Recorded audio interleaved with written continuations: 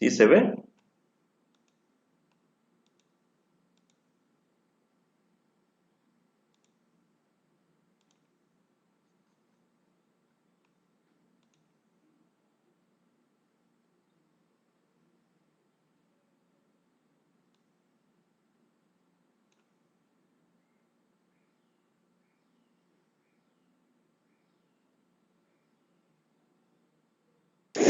Sí, Ok, gracias.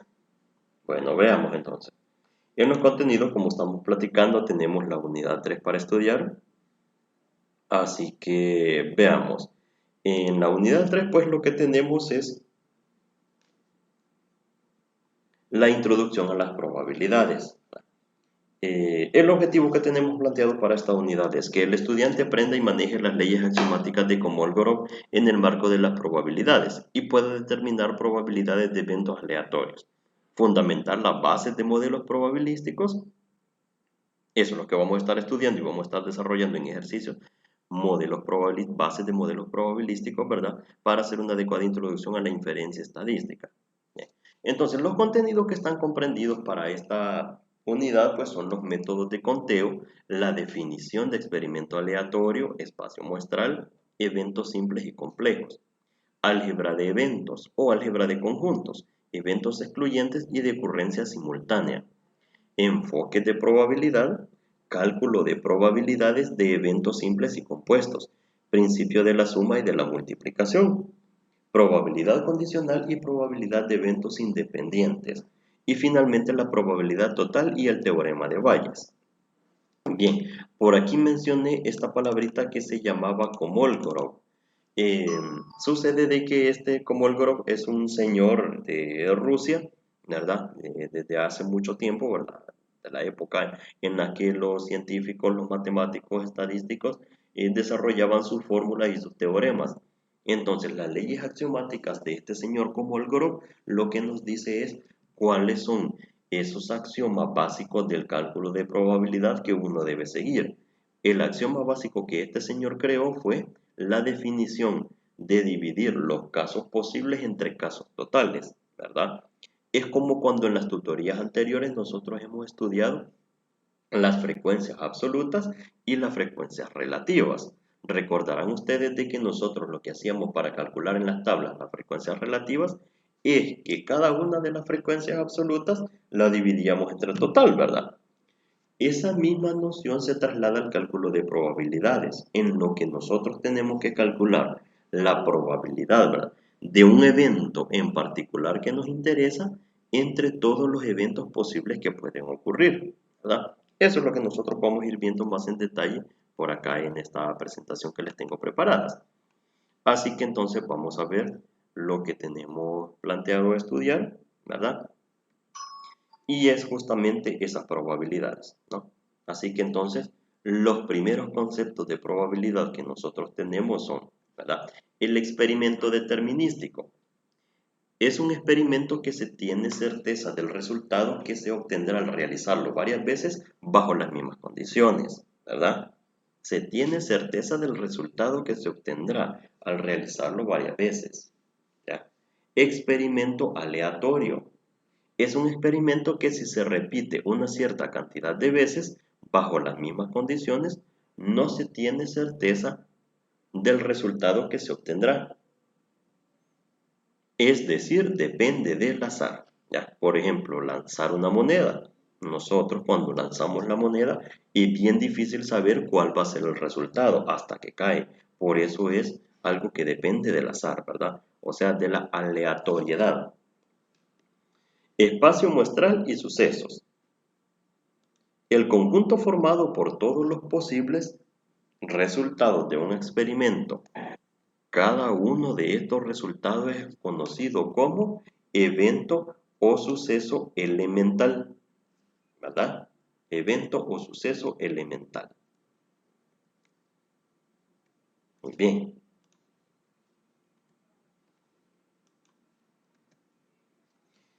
Se denomina, vean, evento o suceso a cualquier subconjunto del espacio muestral formado por sucesos elementales, es decir, puntuales.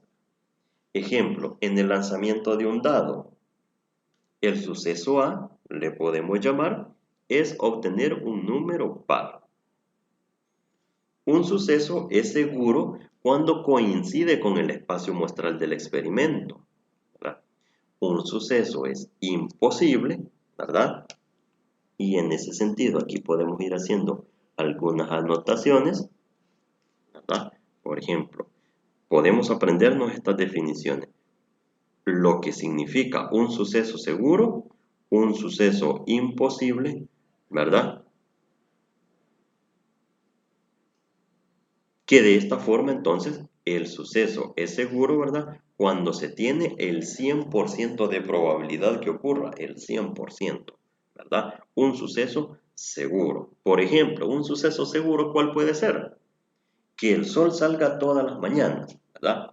Podríamos decir que es un evento prácticamente seguro, ¿verdad? A menos que haya una catástrofe a nivel universal, es que entonces no puede ocurrir, ¿verdad? Pero de lo contrario se considera que es un evento seguro, ¿ya? Un suceso es imposible si nunca ocurre o si no se presenta al realizar un experimento aleatorio, ¿ya? Entonces, un suceso imposible, ¿cuál puede ser? Por ejemplo, si queremos mencionar algo bien trivial, por ejemplo, que las vacas vuelen. Suceso imposible. Es decir, entonces, su probabilidad en este caso es cero. Pero fuera de ello, todos los demás sucesos, ¿verdad?, tienen cierta probabilidad de ocurrir. Dos sucesos son mutuamente excluyentes o disjuntos si no pueden suceder simultáneamente. Es decir, si y solo si su intersección es vacía, ¿verdad? La cantidad de elementos que componen un suceso A se denomina cardinalidad de A y se denota por numeral A. Análogamente se denota como numeral omega, que es la cantidad de resultados posibles de un experimento aleatorio, es decir, el espacio muestral, ¿verdad? Estas definiciones teóricas que estoy leyendo en este momento las vamos a comprender más adelante con unos ejemplos prácticos, ¿verdad? Es decir, no nos vamos a quedar solo en la teoría. Veamos entonces un ejemplo bien práctico de probabilidad. Nos dice acá, determine el espacio muestral y su cardinalidad de lanzar un dado, lanzar dos monedas, lanzar una moneda y un dado a la vez. Lanzar un dado octaédrico numerado, ¿verdad? Es decir, es un dado de 8 lados. Ya no es uno de 6, sino que uno de 8. Entonces, veamos, la probabilidad, ¿verdad? Cuando nosotros vamos a calcular probabilidades, hay que denotarlo de la siguiente forma. La probabilidad de un suceso A se define como P y entre paréntesis A. Para determinar esta probabilidad tenemos varios enfoques: la interpretación frecuentista y la interpretación clásica. Veamos cuáles son. La frecuentista, ¿qué es lo que dice? En un experimento aleatorio, la frecuencia relativa asociada al suceso A, denotada por FR, ¿verdad? Frecuencia de A, corresponde a la razón entre la frecuencia absoluta y la cantidad de veces que se realiza el experimento. ¿Se recuerdan lo que les dije hace un momento? Comentaba hace un momento de que nosotros en las tablas de distribución de frecuencias, nosotros lo que hacemos es que calculamos cada una de las frecuencias relativas dividida entre el total de observaciones, es decir, entre n. Y eso es lo que nos dice la interpretación frecuentista, que hay que dividir la cantidad de veces que ocurre A entre la cantidad de veces que se realiza el experimento, n. Una forma de calcular la probabilidad de un suceso es analizar la tendencia de la frecuencia relativa al repetir un experimento infinitas veces. Entonces, ¿de qué se trata la interpretación clásica? Nos dice, dos sucesos son equiprobables si tienen la misma probabilidad de ocurrencia. Por ejemplo, lanzar una moneda equilibrada que salga sello tiene la misma probabilidad de que salga cara. Es decir, nuevamente, aquí hacemos una división de la cantidad de casos favorables entre la cantidad de casos posibles, ¿verdad? Y esto es algo que nos lo debemos de aprender. Vean, cuando nosotros vamos a calcular una probabilidad, De entrada nosotros tenemos que buscar cuáles son nuestros casos favorables y cuáles son todos nuestros casos posibles. En todo ejercicio de probabilidad, eso hay que identificar. Casos favorables y casos posibles, ¿verdad? ¿Se comprende esta idea? ¿Se comprende esto? En todo ejercicio de probabilidad hay que identificar los casos favorables entre los casos posibles. Casos favorables entre casos posibles. ¿Se comprende esto?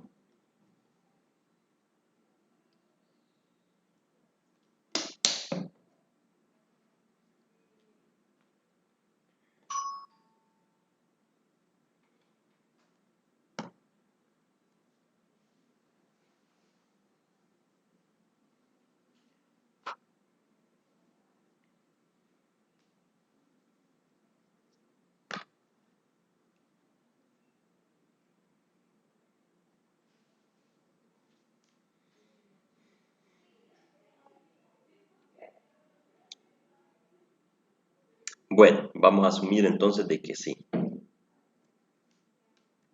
Ok, veamos entonces un primer ejemplo. Se tienen 20 tarjetas numeradas correlativamente, del 1 al 20, en una bolsa no transparente. Sí. El espacio muestral, ¿verdad? En este caso son todas las numeritas que están en las tarjetas, cada uno de esos numeritos del 1 al 20, eso es nuestro espacio muestral, ¿verdad? Es decir, 20 números. Literal A, tenemos que definir nuestros casos favorables, estos que están acá. ¿Cuáles son nuestros casos favorables? Nuestros casos favorables, fíjense bien, son justamente esos casos que a nosotros nos interesa encontrar su probabilidad.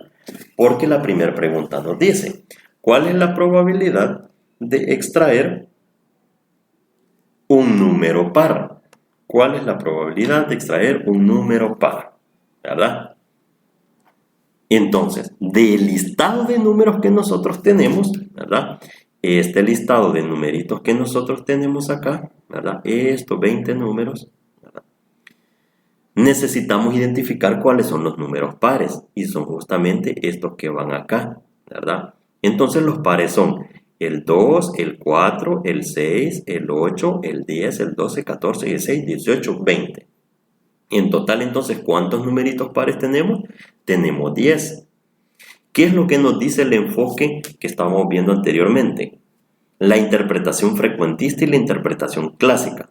La cantidad de casos favorables dividido entre la cantidad de casos posibles. Entonces, mis casos favorables son 10. Estos son los que coloco arriba en el numerador. Y mis casos posibles son el total que existe en el espacio muestral. Es decir, 20, ¿verdad? 20. Quiere decir de que luego si nosotros hacemos la división 10 entre 20, eso es igual a un medio, ¿verdad? ¿Qué significa entonces? De que la probabilidad de obtener un número par en este listado de 20 tarjetas, ¿verdad? Es igual a 0.50, es decir, es una probabilidad del 50%, ¿verdad? Ahora para el literal B. Para el literal B. Los casos favorables que tenemos, ¿cuáles son? Tenemos que identificar, miren, en la segunda pregunta que dice, extraer un múltiplo de 3. Ah, ok. Entonces, con el múltiplo de 3, ¿cuáles son dentro de los números del 1 al 20? Los múltiplos de 3, pues son el 3, el 6, el 9, el 12, el 15 y el 18. Hasta ahí, ¿verdad? Porque es hasta 20 que tenemos que llegar. ¿Cuántos son en total? Son 6. Ah, muy bien. Entonces nosotros dividimos 6 entre 20. 6 entre 20 es como que tengamos 3 sobre 10, ¿verdad? Es decir, de que si nosotros hacemos la división de 3 entre 10, ¿verdad? Al tomar una calculadora, tenemos que es 0.3. O sea de que es una probabilidad del 30%. Es del 30% la probabilidad de que se obtenga un múltiplo de 3, ¿verdad? Bien, les dejo ese ejercicio en pantalla, ¿verdad? Para que lo copien, porque de esta forma similar vamos a resolver otros. Se los dejo en pantalla, lo copian y me confirman cuando lo hayan terminado de copiar para avanzar en la diapositiva.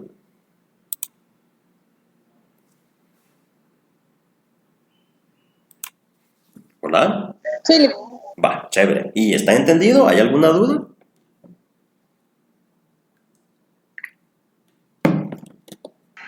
¿verdad que esos signos son los que se ocupan?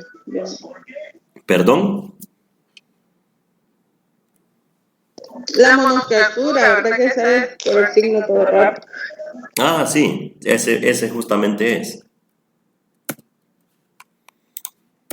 Ok, veamos un segundo ejemplo entonces. Se encuestaron a alumnos de enseñanza media de un colegio particular sobre las preferencias de los deportes que practican, entregándose las respuestas en la siguiente tabla. Vale. Ahora sí vamos con una tablita como las que construimos en la tutoría anterior. ¿Ve? Tenemos la columna de los deportes, la cantidad de alumnos que lo practican y su frecuencia relativa. Bien, tenemos como deportes fútbol, tenis, handball o balonmano, voleibol y otros, ¿ya? Y tenemos 120, 22, 38, 56, 14, ¿verdad? El tamaño de esta muestra, ¿de cuánto es? Veamos, simplemente lo que hay que hacer es pues realizar esta suma. Entonces, para saber el total, pues sumamos, ¿verdad? 120 más 22 más 38 más 56 más 14. O sea, de que son 250 en total. Entonces acá le vamos a colocar 250. Muy bien, ese es el total de alumnos. Listo. Ahora veamos.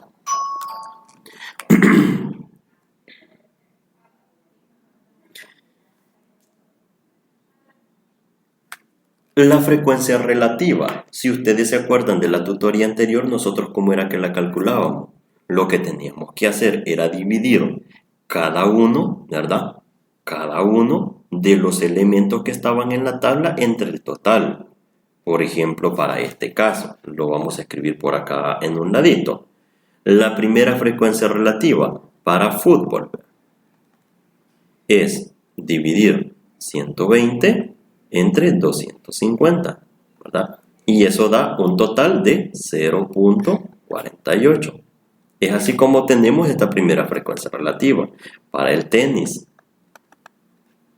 la división de 22 entre 250. Y eso es 0.088, ¿verdad? Y así sucesivamente para los demás deportes.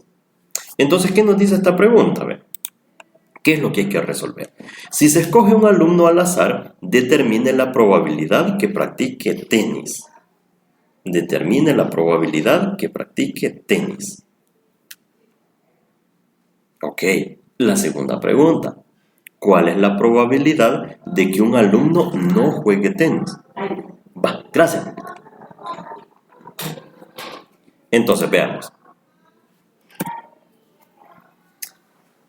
La probabilidad que practique tenis, ¿en cuál de estas filas nosotros la podemos identificar? O sea, va a ser la fila relacionada al tenis. ¿Cómo interpretamos esa probabilidad? ¿Cuál es la probabilidad entonces de que un alumno que nosotros elijamos aleatoriamente juegue tenis? Exacto, ¿verdad? Sería la opción 22, es decir, que su probabilidad sería de 0.088. Si esto lo multiplicamos por 100, quiere decir entonces de que la probabilidad es de 8.8, ¿verdad? Eso exactamente.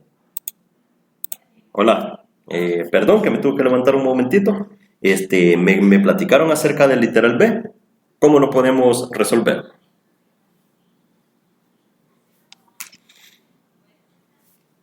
Y la frecuencia relativa sería igual a la probabilidad. Eso exactamente. Eso es. Esto que tenemos acá, El B se puede hacer de una manera, creo, ¿verdad? de una manera similar, exactamente, ¿verdad? Esto, la frecuencia relativa, Sumar las unas o sumar las otras, ¿verdad? es justamente el 8.8%, ¿ya? Bien, ¿cuál es la probabilidad? Entonces nos dice de que un alumno no juegue tenis, es decir, lo que hay que hacer es tomar todos los demás casos, o sea, los que juegan fútbol, los que juegan handball o balonmano, los que juegan voleibol y los que juegan otros, ¿verdad? Así que entonces, eso podemos tomar. Si ya sabemos que del tenis son 22, pues entonces a 250 restémosle 22, ¿ya? Vamos a ponerle la probabilidad aquí de B, va a ser igual.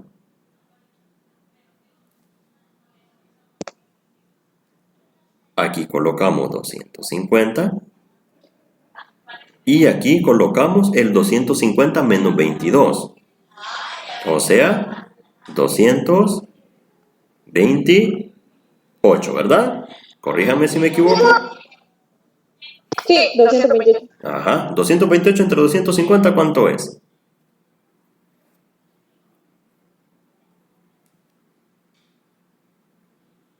.91.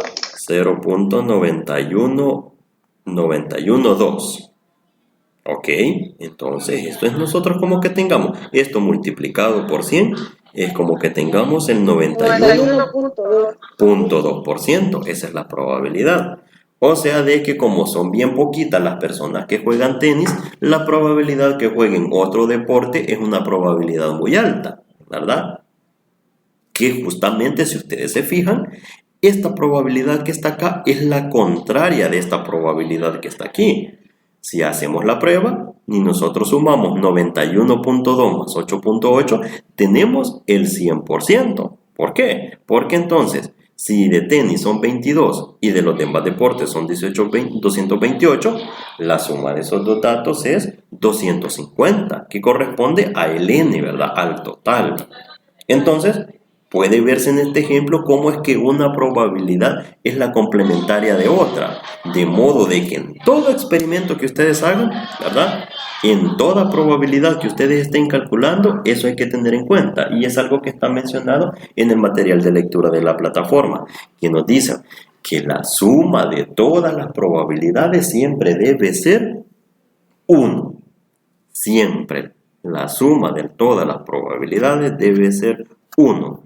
O dicho de otra forma, las probabilidades que nosotros anotamos en forma de porcentaje, esas todo el tiempo deben sumar el 100%, ¿verdad? Eso es algo que tenemos que tener en cuenta. Si las probabilidades no suman más de 1, está malo. Algún error hemos cometido, ¿verdad? Eso nos sirve como guía para saber si vamos haciendo las cosas bien o no. Muy bien, sigamos entonces. Las propiedades de las probabilidades que tenemos, fíjense que van ligadas a esta teoría de conjuntos, ¿verdad? Es necesario que le demos un repaso a esta parte. ¿Por qué? Porque se necesita para comprender otras probabilidades para calcular. Entonces, vamos a definir algunos conceptos. Conjunto es una colección de elementos. Se denota con letras mayúsculas. El conjunto formado por todos los elementos, ¿verdad? En probabilidad, el universo es el espacio muestral, ¿verdad? El universo es el espacio muestral. Cardinalidad de un conjunto es la cantidad de elementos que tiene ese conjunto, la cantidad de elementos. Y complemento de A, ¿verdad? Es el conjunto formado por los elementos que no pertenecen a A. Veamos. Aquí tenemos el universo, que son todos los números desde el 1 hasta el 9. Bien. Tenemos el conjunto A, que está definido como los números impares, fíjense bien. 1, 3, 5 y 7, ¿verdad? Y 9 también. 1, 3, 5, 7 y 9. ¿Ok? Entonces, a este conjunto se le llama A. ¿Y cuál es su cardinalidad? Su cardinalidad es 5. ¿Por qué? Porque 5 elementos tiene este conjunto A. El complemento de A. El complemento de A son los elementos que son parte del universo también, pero que no pertenecen a A. Es decir, lo contrario. El complemento de un conjunto es lo contrario de ese conjunto que estamos estudiando. Entonces, fíjense bien, si los elementos del conjunto A son los números impares, ¿qué significa? ¿Qué es lo contrario de los números impares? Son los números pares. Entonces, por eso tenemos acá que el complemento de A es 2, 4, 6 y 8. ¿Vean? 2, 4, 6 y 8. Bien, entonces en base a esto, si nos fijamos en el ejemplo anterior, nosotros estábamos calculando la probabilidad del suceso de tenis, ¿verdad? El literal A. ¿Y cuál es entonces su complemento? Los estudiantes que no juegan tenis, por eso calculamos su probabilidad contraria. Y les decía también que la suma de estas dos probabilidades tiene que dar el 100%, ¿verdad? Igual es acá en esta teoría que estamos estudiando. La suma de los elementos de A más los elementos del complemento de A dan entonces los elementos que pertenecen al universo, ¿verdad? Bien. Dicho de otra forma, A complemento son todos los elementos que no están en A. Pueden estar en B si quieren, pero no se encuentran en A y pertenecen al universo siempre, ¿verdad? La unión y la intersección de conjuntos corresponde a los conjuntos formados por los elementos que pertenecen a A o los elementos que pertenecen a B y se denota como A, una U mayúscula y B, es decir, de que metemos, como quien dice, en un solo guacal todos los elementos que pertenecen a A y todos los elementos que pertenecen a B. La intersección de los conjuntos A y B corresponden a los elementos que están simultáneamente en A y en B. Es decir, A intersectado B es como que la letra U mayúscula le hayamos dado vuelta, ¿verdad? A intersectado con B. ¿Y qué significa esto? Son los elementos que tienen en común. Los elementos que tienen en común nada más A y B. ¿Verdad? Solo eso se toman en cuenta. Ok. La diferencia de A y B corresponde a los elementos que están en A y no están en B. ¿Ok? Es decir, de que es esta parte sombreada en el diagrama de Venn. Elementos que pertenecen a A, pero que no están en B. Es decir, solo, única y exclusivamente lo que pertenece a A. Bien. El principio de la suma o regla de la adición. Imaginemos entonces para este ejemplo que tenemos que lanzar un dado. El dado regular, ¿cuántos lados tiene? Tiene 6. Y están numerados desde el 1 hasta el 6, ¿verdad? Es decir, el espacio muestral es 6, ¿verdad? 6 elementos tiene. Definimos acá dos sucesos. El primero es obtener un número menor que 2. El segundo es obtener un número par. ¿Ok? Empecemos entonces resolviendo eso, veamos. Si tenemos acá el espacio muestral, que son los numeritos desde el 1 hasta el 6, el suceso A nos dice obtener un número menor que 2. ¿Cuál es la probabilidad de obtener un número menor que 2? Es decir, la probabilidad de A. ¿Cuál es la probabilidad de obtener un número menor que 2? Para eso entonces, ¿hola? 1 de 6. Vamos a ver. Entonces, lo primero que podemos hacer, vean, para identificar si es 1 de 6, vamos a identificar cuáles son los elementos que son menores que 2. Solamente tenemos el 1, como bien dice usted. Solo tiene un elemento. Entonces significa de que aquí tenemos que dividir 1 entre 6. 1 entre 6, escrito como probabilidad, ¿cuánto es?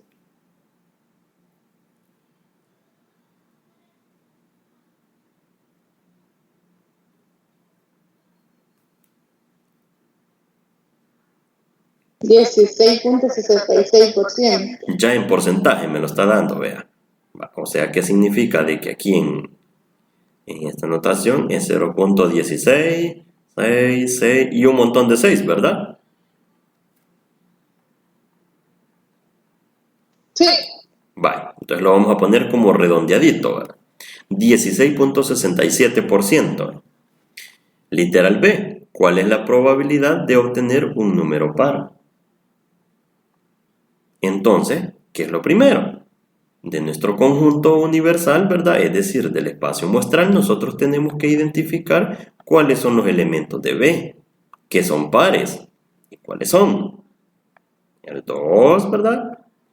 El 4 y el 6. Solamente esos. Ah, ¿cuántos elementos obtuvimos entonces? ¿Cuál es la cardinalidad de B? La cardinalidad de B es 3, ¿verdad? Y esto va a ir dividido entre 6. 3 entre 6, ¿cuánto es? 0.5. Ujú.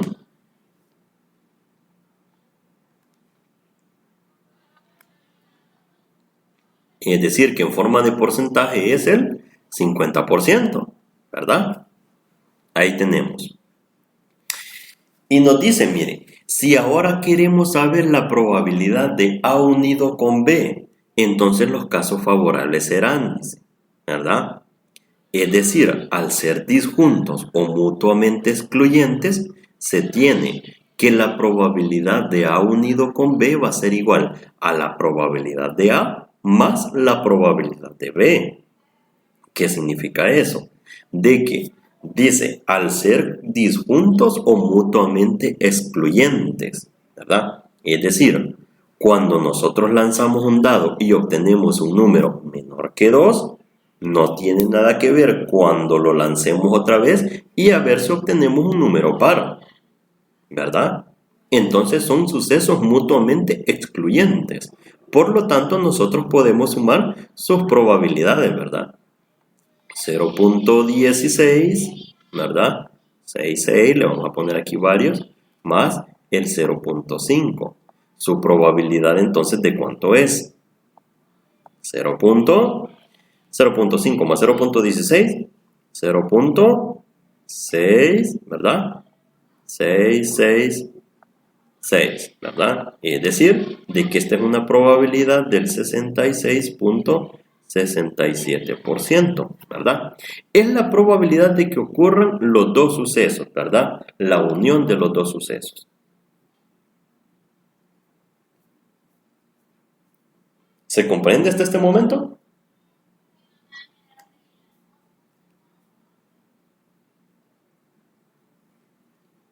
Sí. Vale, perfecto. Sigamos entonces. Veamos, siempre con la regla de la adición. El mismo ejemplo. Lanzar un dado, su espacio muestral, los números del 1 hasta el 6. Se definen dos sucesos, obtener un número par y obtener un número primo, que esto del número par ya lo hicimos anteriormente, ¿verdad? La probabilidad de obtener un número par ya sabemos cuál es. Y la probabilidad de obtener un número primo es la que vamos a definir. Esta ya sabemos su probabilidad, ya la calculamos anteriormente, ¿verdad? Y que es 0.5. La probabilidad de obtener un número primo, tenemos que definir cuáles son los elementos de este conjunto B, que son los números primos. ¿Cuáles son los números primos en este conjunto?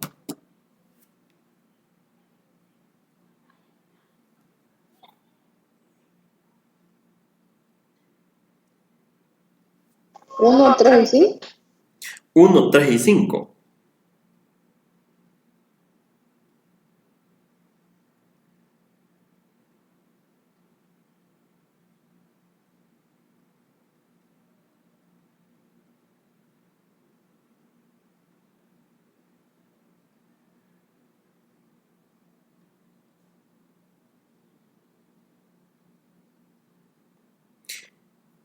¿El 1 se considera como primo?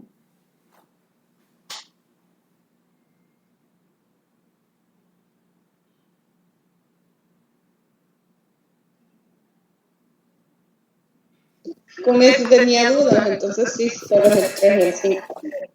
Sí, ¿verdad? Según la notación y como la regla que nos dice de los números primos es que solo tienen que ser divisibles entre ellos mismos y la unidad. Pero a partir de esta regla se define que el 1, por ser la misma unidad, no se pueden hacer las dos operaciones, que es dividir entre el número en sí y entre la unidad, que es 1, ¿verdad? Así que entonces, por convención, se ha definido que los números primos son pues el 2, el 3, el 5, el 7, el 11, de ahí para allá, todos los números que solo son divisibles de esa forma. El 8 no es divisible porque no es primo, perdón, porque se puede dividir entre 4 y entre 2, ¿verdad? Y el 4 se puede dividir entre 2, el 10 se puede dividir entre 5, por ejemplo, ¿verdad? Entonces ya no es un número primo. Así que entonces los que tenemos dentro de este conjunto son los elementos el 2, el 3, ¿verdad? Y el 5. Ya el 6 ya no. Cardinalidad de B, 3, ¿verdad? Es decir, de que la probabilidad de este suceso B es igual. Aquí no es que le esté tachando el igual, ¿verdad? Lo que pasa es que el espacio no me da, pero no es que le esté poniendo distinto o que lo esté tachando, ¿verdad? Significa entonces de que aquí hacemos la división de 3 entre 6, ¿verdad? Y esa es una división que ya hicimos anteriormente, que es 0.5, ¿verdad?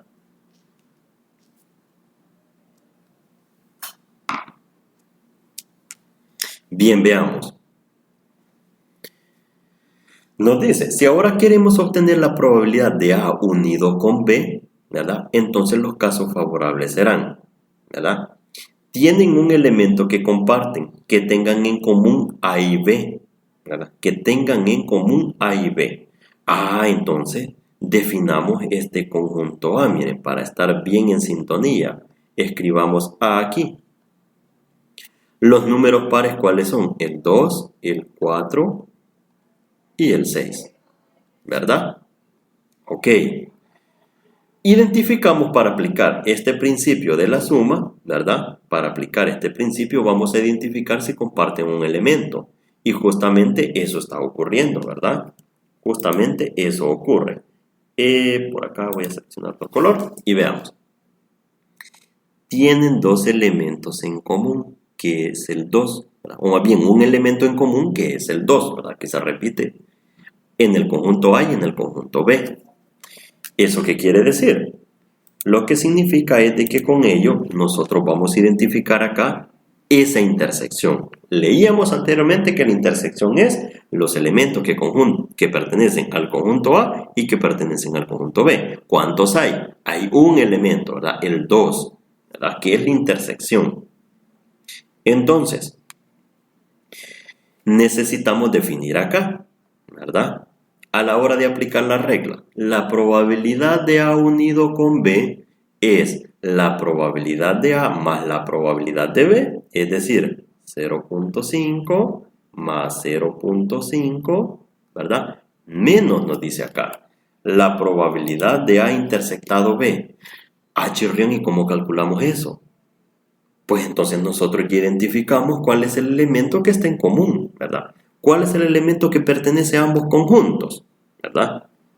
Vamos a ponerle acá la probabilidad de A intersectado B, que es lo que queremos calcular. ¿Cuáles son? ¿Cuántos elementos están en común? ¿Verdad? ¿Cuántos? 1, ¿verdad? 1. Dividido entre todos los números posibles, que es 6. 1 entre 6, ¿cuánto es?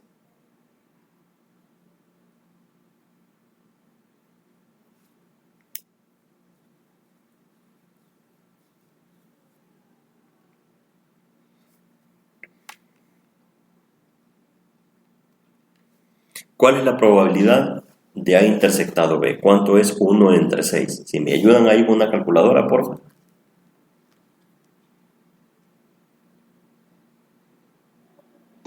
0.16 y muchos 6 más. Y muchos 6, ¿verdad? 0.16, ¿verdad? Vale, lo vamos a dejar así para dejarlo cortito. Entonces, ¿qué significa? De que tenemos que sumar la probabilidad de A más la probabilidad de B menos la probabilidad de su intersección, ¿verdad? De los elementos en común. Entonces esto es 0.5 más 0.5 menos 0.16, si me hacen el favor.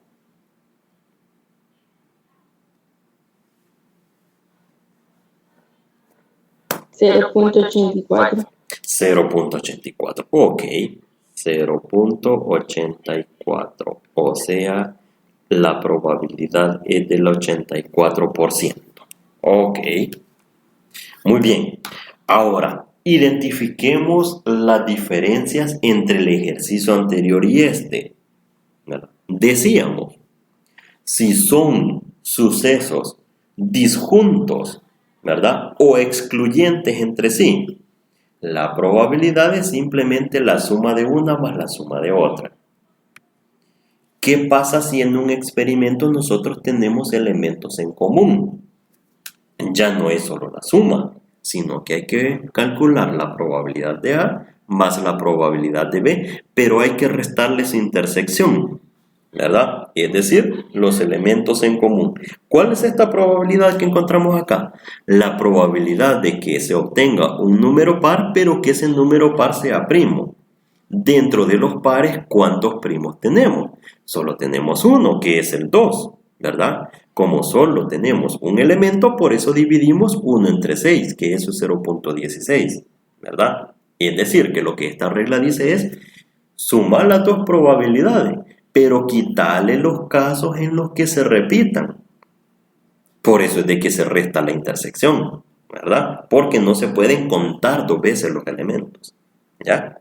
¿Se entiende esta idea? ¿Y se entiende la diferencia entre un ejercicio y el otro?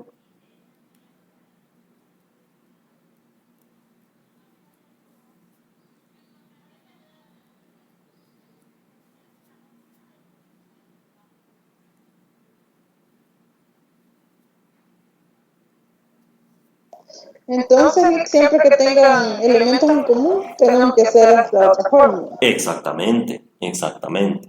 Por eso, una buena estrategia es identificar cuáles son los elementos de cada conjunto, ¿verdad? Los conjuntos del elemento A y los conjuntos del elemento B. Ahí nos vamos a dar cuenta que existen elementos en común. Cuando veamos que hay numeritos o elementos repetidos en cada conjunto, eso significa de que es esta fórmula la que voy a aplicar, ¿verdad? Si no se me repite ningún elemento, entonces ¿qué significa? Que son conjuntos disjuntos, es decir, que no tienen elementos en común. Entonces simplemente sumo una probabilidad más la otra. Eso justamente.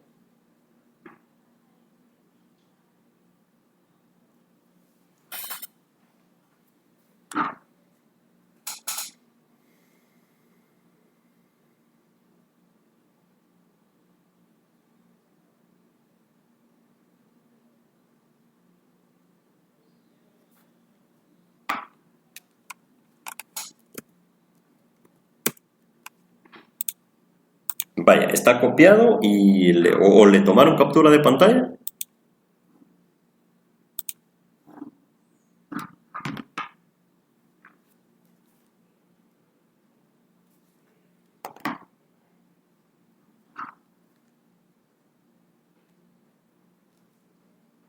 ¿Sí? ¿Se pudo?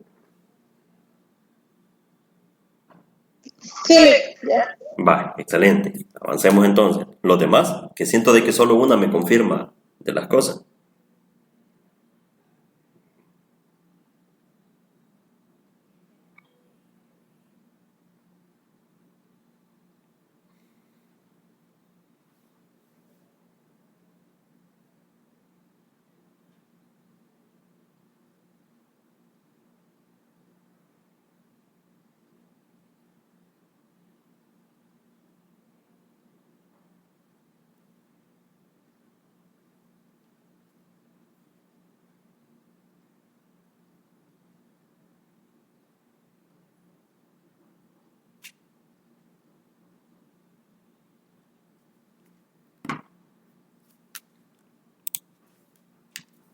Muy bien.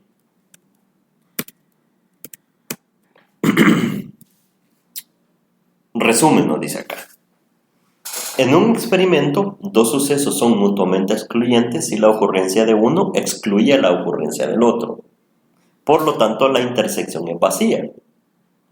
Si se tienen dos sucesos A y B cualesquiera en un espacio muestral E, la probabilidad de que ocurra A unido con B se expresa como la fórmula que ya utilizamos anteriormente, ¿verdad? Si quieren tomarle captura a este resumen, también, ¿verdad? Para que no se les vaya a olvidar.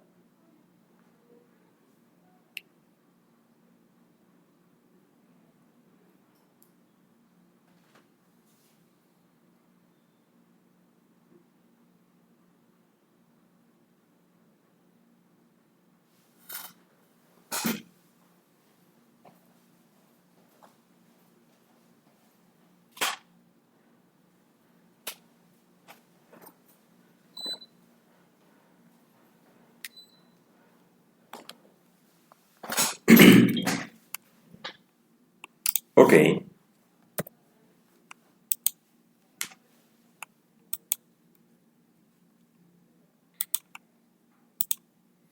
Veamos acá. Regla multiplicativa de la probabilidad.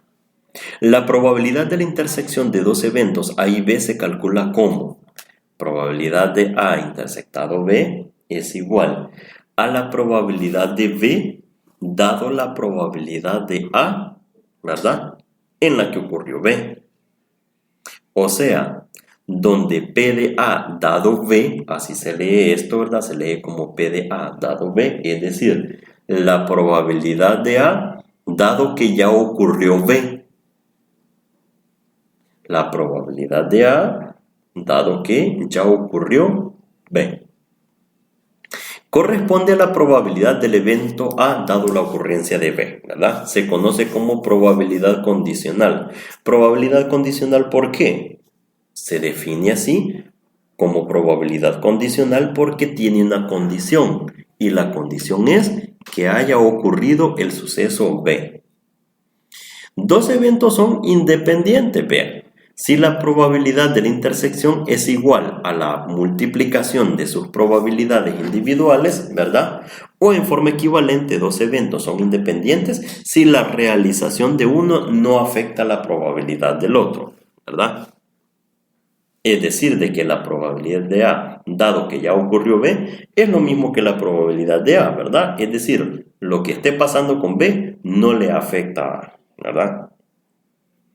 Esto se utiliza, vean, para calcular las probabilidades de eventos compuestos, es decir, la probabilidad que suceda un evento y otro a la vez, ¿verdad? Es decir, al mismo tiempo, ¿ya?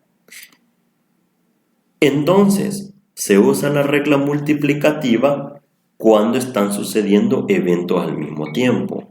¿Cuál es la diferencia con los ejemplos anteriores que resolvimos? De que primero ocurría uno y después ocurría el otro, como lo era el lanzamiento de los dados, ¿verdad? Del dado, perdón. Primero se lanza una vez y ver si obteníamos número par. Luego lo lanzábamos de nuevo para ver si obteníamos un número primo, ¿verdad? Pero uno va a un evento después del otro, ¿verdad? No están ocurriendo al mismo tiempo. Cuando los eventos están ocurriendo al mismo tiempo, entonces vamos a ocupar la regla multiplicativa. Démosle con un ejemplo entonces. Se tiene una bolsa negra, ¿ve? Con 5 bolitas azules, 3 bolitas verdes y 4 rojas. Si extraemos 2 bolitas, ¿cuál es la probabilidad de extraer una bola azul y una bola verde? Fíjense bien. Dice, ¿cuál es la probabilidad de obtener una bola azul y una bola verde?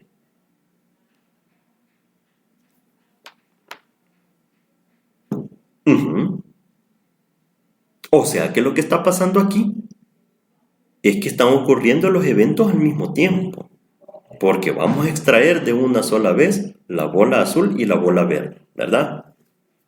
Veamos entonces cómo es que va a funcionar esto. En este ejemplo, fíjense de que lo vamos a desarrollar de dos formas, ¿verdad? El primer literal es con reposición de bolitas, ¿ya? Con reposición. ¿Qué significa eso de la reposición? Es decir, si se saca una y la vuelven a poner dentro de la bolsa para la segunda extracción. Es decir, vengo yo, saco una bolita y veo de qué color es. Y luego la devuelvo a la bolsa. Y luego voy a sacar la otra bolita y ver de qué color es, ¿verdad? Entonces definamos los eventos, ¿ven? El evento A va a ser extraer la bola azul.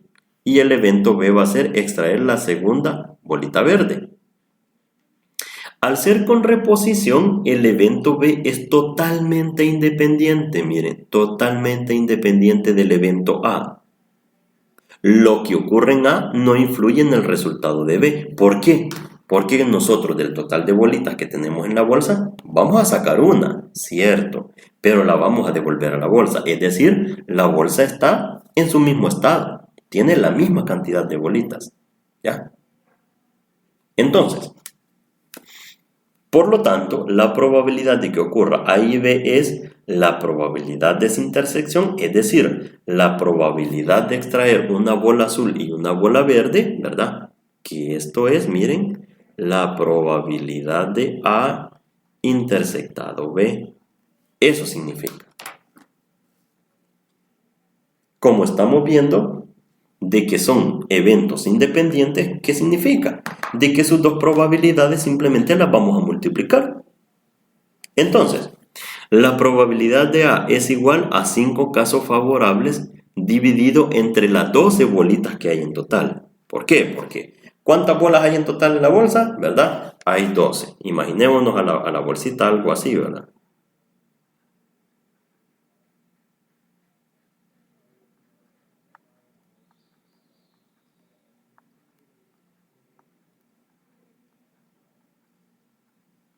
Vale, 12 bolitas hay, ¿verdad? ¿Cuántas bolitas azules hay? 5. 5 dividido entre 12. O sea, de que esto es a 5 de 12. ¿Y la probabilidad de B? ¿Cuántas bolitas verdes hay? Hay 3. Significa entonces de que es 3 sobre 12. Muy bien.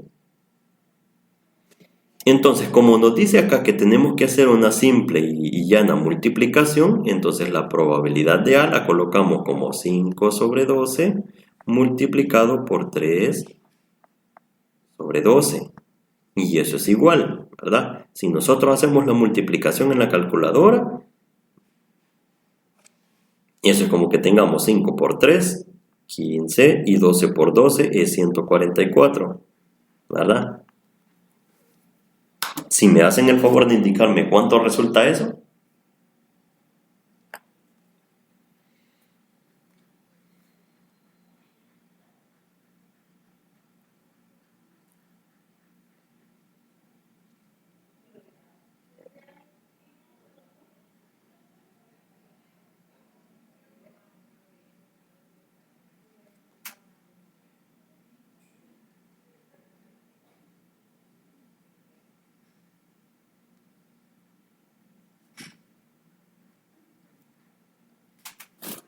Permiso, ¿verdad? Desde 5 de 48, que es 0.10.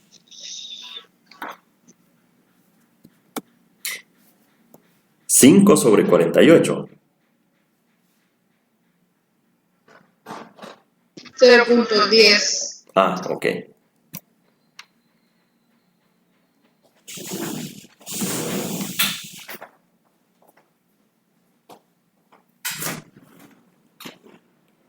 O sea, de que esta es una probabilidad del 10%.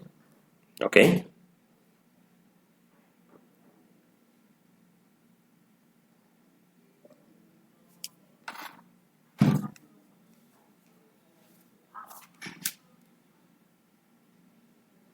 Ahora sigamos. Nos dice acá ahora sin reposición de bolitas. Sin reposición de bolitas. Es decir, se saca una bolita y no se devuelve a la bolsa para realizar la segunda extracción. Se saca una bolita y no se devuelve a la bolsa para realizar la segunda extracción. Ahora, no se devuelve la primera bolita extraída, es decir, cuando la sacamos nos la quedamos fuera, ¿verdad? Por lo tanto, sucede que en la primera extracción me afecta el número de casos posibles, ya que disminuye en una bolita los casos posibles para la segunda extracción. A esto se le llama probabilidad condicional, dado que el resultado de A afecta a B. Por lo tanto, La primera probabilidad que vamos a calcular, la probabilidad de A, es 5 sobre 12. Es decir, queda normal como en el ejercicio anterior. 5 sobre 12. Queda normal. Pero aquí es donde viene lo de la condición.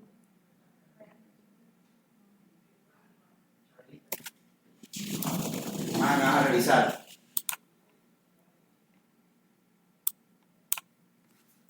Ok, veamos entonces.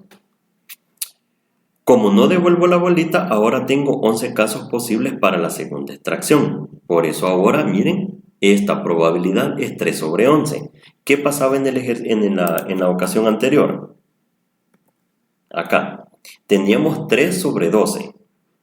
3 bolitas verdes entre el total de 12 bolitas que quedaban siempre en la bolsa. Ahora no, tenemos 3 bolitas verdes, pero ya no tenemos 12 bolitas en la bolsa porque quitamos una, sino de que nada más van a ser 11. ¿Ya? Entonces ahora viene la misma multiplicación, pero ahorita lleva ya una pequeña modificación, que ahora los denominadores ya no son 12 y 12, sino que son, ¿verdad? 5 sobre 12 y 3 sobre 11. Eso es 5 por 3, 15. Y 12 por 11 es 132. Entonces, ¿qué significa?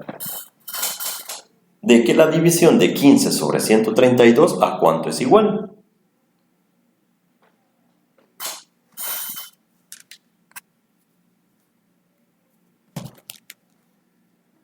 Cinco entre 44, ya simplificado. Y da 0.11, 36, 36.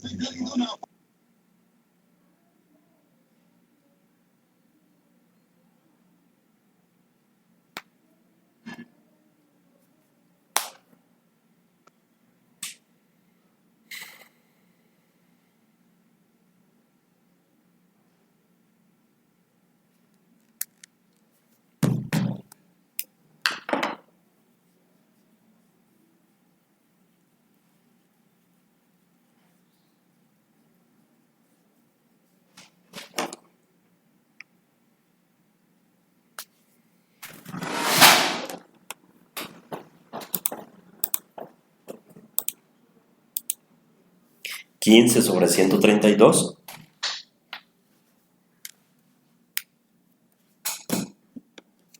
Sí. 0.11, 36, 36.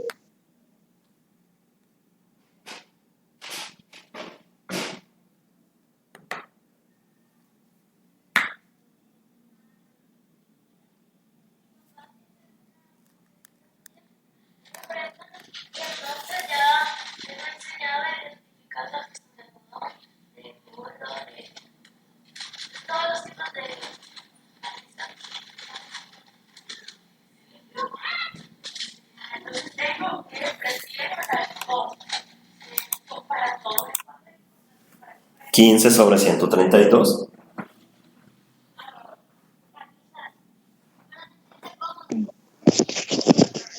Cero punto 11.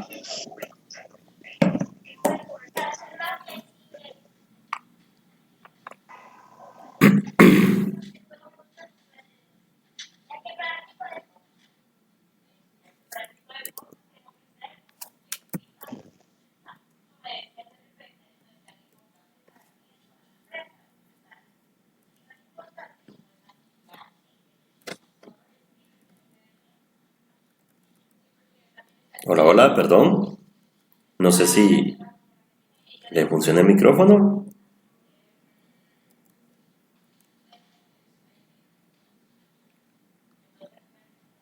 Cero punto 36. Ok, 0.11, 36. Ok, muy bien. Sí, 36, 36. Ok, o sea de que esto es como que digamos el 11.36%, ¿verdad? Listo. ¿Ven entonces de que la probabilidad que obtuvimos en el ejemplo anterior fue del 10%, en tanto que esta aumentó un poco más al 11.36%? ¿Ya? Hubo un cambio entonces, ¿verdad? Muy bien. Ahora entonces practiquemos un poco. Veamos el primer ejemplo entonces.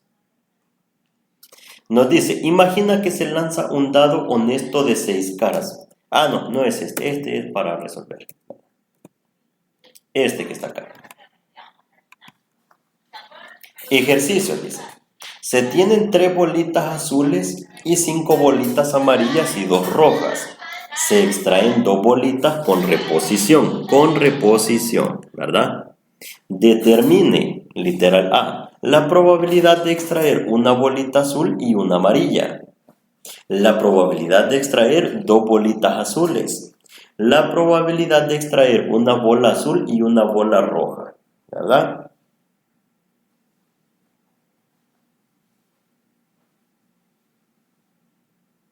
Entonces,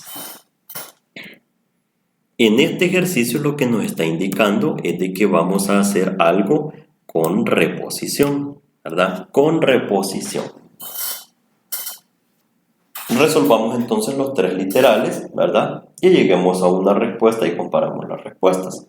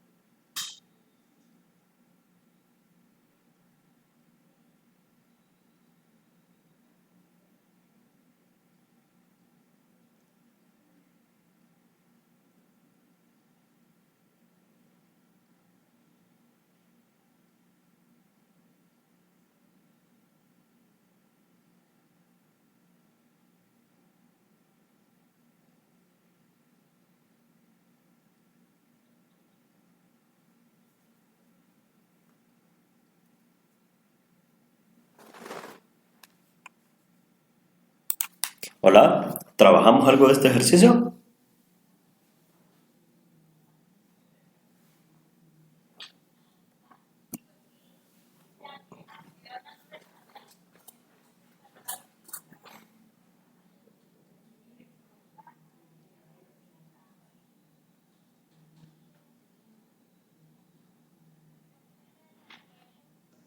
Sí, solo que vamos a ver si está. Porque, por ejemplo, en el literal A había que sacar la probabilidad de que saliera un azul, ¿verdad? Multiplicada por la probabilidad de que saliera un amarillo. Ujú.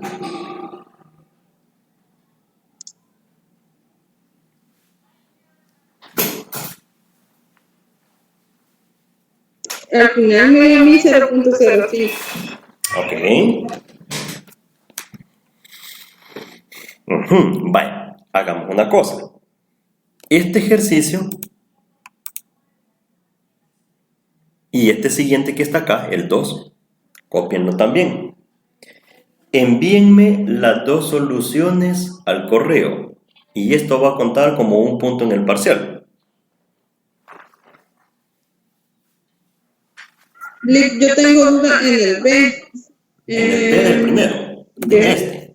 Bueno, en el B, porque decía la probabilidad de extraer dos bolitas azules. Entonces solo había que. Y se iba a meter la mano dos veces, ¿verdad? Ujú. Había que multiplicarlo por dos. ¿O cómo? Vale. Nos dice en el literal B de que hay que calcular la probabilidad de extraer dos bolitas azules, ¿verdad? En el cesto o en la bolsa tenemos 3 azules, 5 bolitas amarillas y 2 rojas, ¿verdad? O sea, 3 y 5 son 8 y 2 son 10. Entonces dice que es con reposición. ¿Qué significa? De que nosotros vamos a extraer una primera bolita, ¿verdad? ¿Cuál es la probabilidad de que sea azul? Tanto, ¿verdad? La devolvemos. En la segunda extracción, ¿cuántas bolitas tenemos disponibles en la bolsa?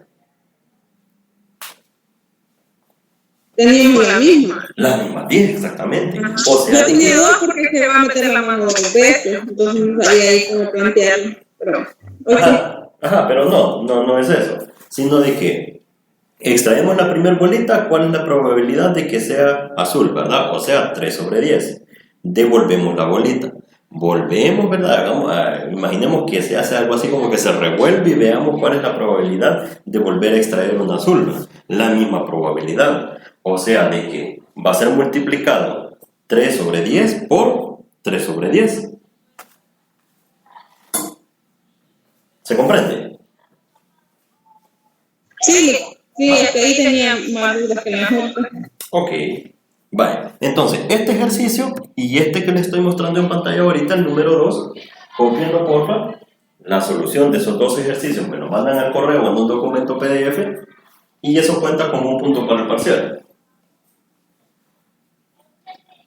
Se lo mandamos ahora. Ahora o en el transcurso de esta semana. Lo que sí es que tiene que ser antes del parcial B.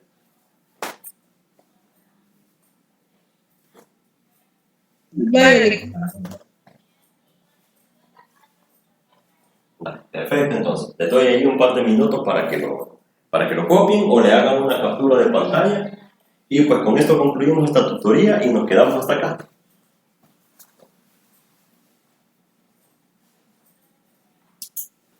Yo ya la capturé. Muchas gracias. Vale, perfecto. Muy bien. ¿Los demás ya hicieron la captura?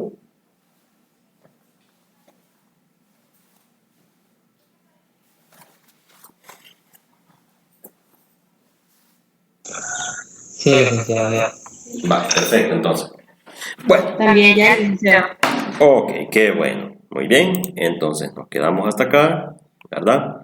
Y pues muchas gracias por haberse conectado y los que deseen mandar la solución de estos dos ejercicios por un punto adicional, pues me la envían, ¿verdad? Yo ya cuando sea la hora de calificar el parcial voy a revisar el correo quienes me lo enviaron y a esas personas les agrego ese punto. ¿Estamos de acuerdo? Sí, muchas gracias. Ok, bueno pues, muchas gracias entonces y que tengan feliz fin de semana.